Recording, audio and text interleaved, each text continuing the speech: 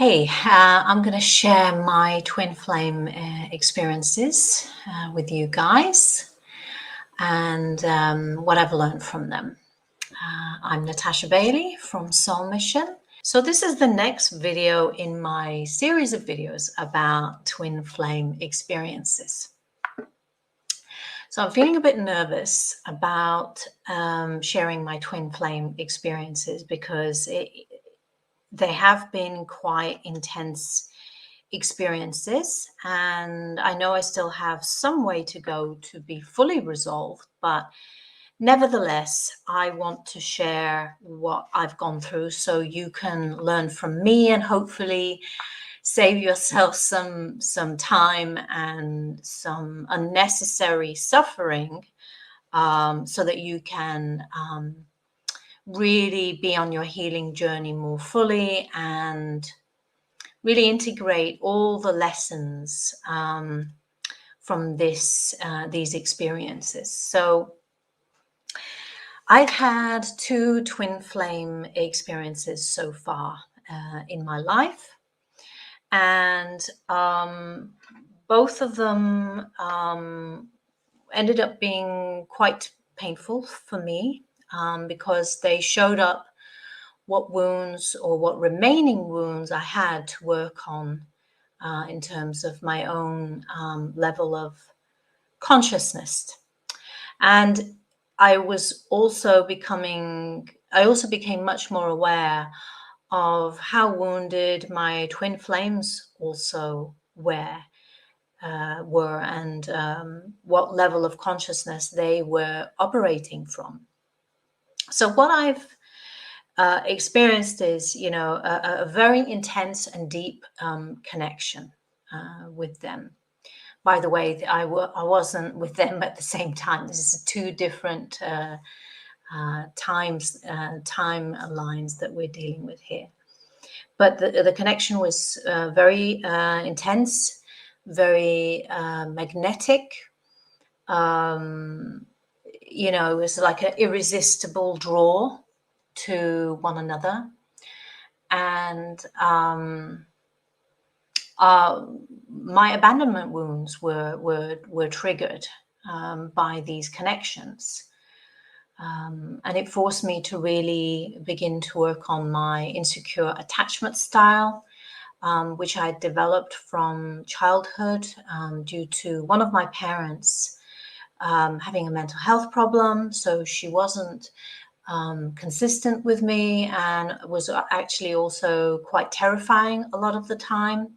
So I was kind of in limbo, never knowing what was going to happen next.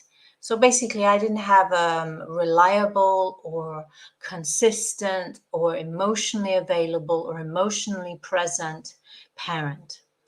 The other situation was that my other parent had a very kind of dismissive or avoidant or kind of emotionally disconnected approach to life and to relationships. So although he was a stable influence in my life, he wasn't really able to be, he didn't recognize when he needed to protect me from the volatility of my other parent. He didn't step in and make sure that I was also physically and emotionally protected. And he had a tendency just to kind of walk off and leave me with a kind of raging woman, a terrifying raging woman on my hands. So I really didn't feel very safe. And that's how I developed my own insecure attachment style. I'm a recovering fearful avoidant. I've been doing so much better over the years, and I was about 50% secure when I met my next twin flame, who showed me all the other aspects that I needed to work on in the connection. So what was clear is I was picking up upon a lot of fear from him, And I suspect that we were mirroring each other in a lot of ways. So I had my own fears in relationship. And since I tend to be more on the anxious, preoccupied side of the fearful, avoidant attachment style, I was very kind of observant of any what I would perceive as signs of him disconnecting or withdrawing. So I was a bit concerned about that. And actually, he ended up, once we did get together, being very unreliable and consistent in terms of sticking to arrangements or, agreeing to meet. So, these would either be cancelled or rearranged without any apology, or often at the last minute, or he would self-sabotage and try and book something else when we had arranged to meet. And then I became aware that, he may be dealing with his own insecure attachment style, which is more avoidant. By the way, both my twin flames were avoidant attachment styles. So it kind of created this weird dynamic where I was the chaser in the relationship and they were the runner. I think they would feel the intensity of the relationship, but they wouldn't know what to do about it. And it scared them. And I think they, in their effort to keep themselves safe, were using coping mechanisms, self-defense coping mechanisms, unhealthy ones, albeit, but nevertheless, they were trying to protect themselves from the intensity by keeping emotional distance or keeping physical distance. So often I would only see them maybe once or twice a month, and maybe only get a phone call once a week. And really to kind of develop and build a loving connection. Most people would need at least to see each other once or twice a week with a phone call in between. So that was not really a something that they kind of knew how to do or were ready for. Both of them were structurally not available for relationships. So both of them were workaholics. They're working kind of around 60 to 70 hours a week. So that didn't really leave much time, any time to develop a relationship. But in any case, what I've since discovered as well, of course, is that we did have cords attaching to one another that created an unhealthy energy dynamic between us. And unfortunately, because with both of them, we didn't have good ways to communicate with each other directly. What I would find is that they would either withdraw. That would be one thing. They would go quiet and withdraw, and then I wouldn't see them for a while. Or they'd get very defensive, like they would feel like I was criticizing them. So because the defensiveness would come up, then the communication would be disrupted. My part in it was I didn't clearly communicate from the beginning, what I truly wanted, what I truly wanted to experience, and or check with them actually what did they want to experience. But when I did finally get around to communicating clearly, I wouldn't get a straight answer, or I get an answer that would say, well, that's too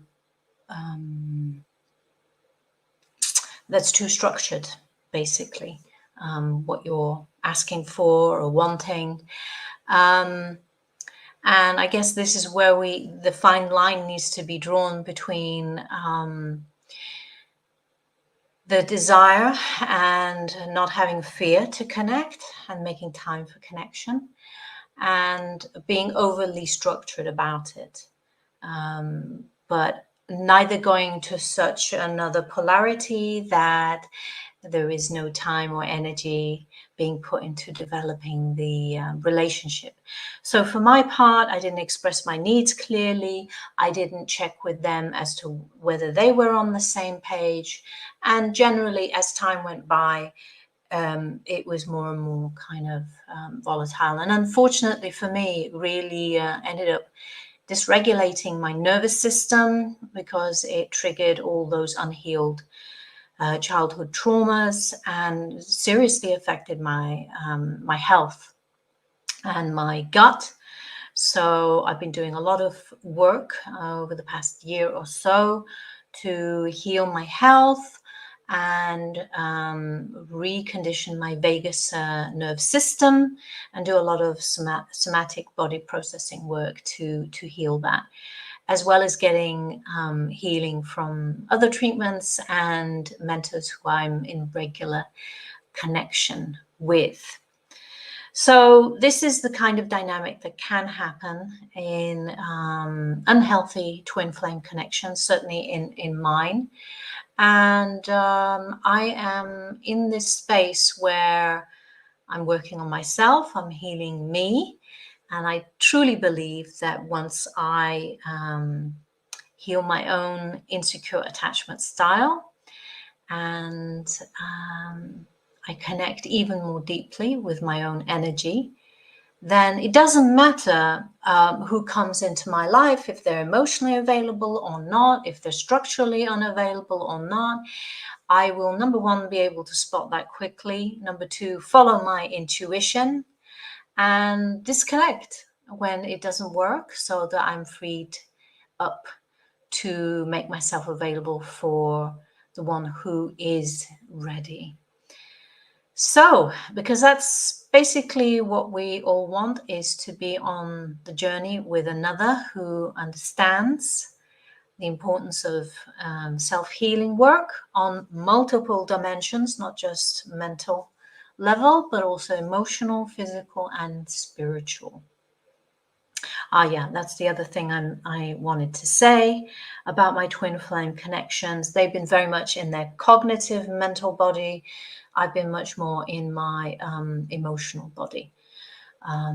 So we both needed to learn something about one another.